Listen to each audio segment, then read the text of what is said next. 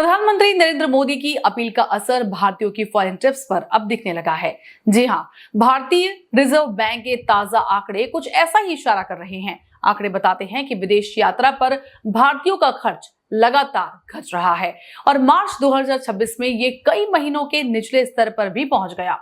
दरअसल प्रधानमंत्री नरेंद्र मोदी ने मई के पहले पखवाड़े में देशवासियों से विदेशी मुद्रा बचाने की अपील की थी। उन्होंने लोगों से गैर जरूरी आयात, सोने की खरीद और विदेशी यात्राओं में संयम बरतने की बात कही थी, ताकि देश का विदेशी मुद्रा भंडार मजबूत बना रहे।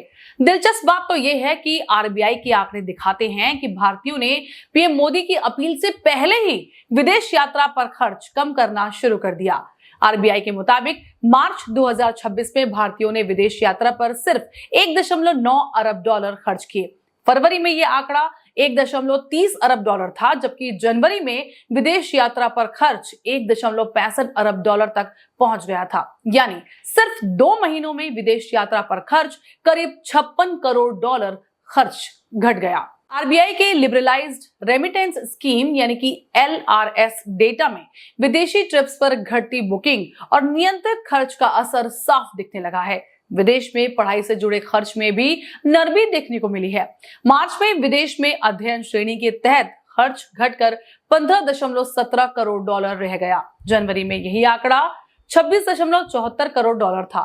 विदेश में प्रॉपर्टी खरीद पर भी भारतीयों का खर्च घटा है।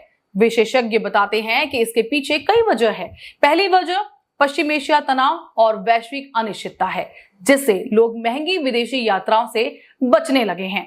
दूसरी वजह डॉलर की मजबूती है। रुपए की कमजोरी के कारण विदेश यात्रा पहले के मुकाबले काफी महंगी हो गई है। तीसरी वजह सरकार का विदेशी मुद्रा बचाने पर बढ़ता फोकस है। सरकार लगातार लोकल खर्च, घरेलू पर्यटन और आयात पर निर्भरता घटाने पर जोर दे रही है।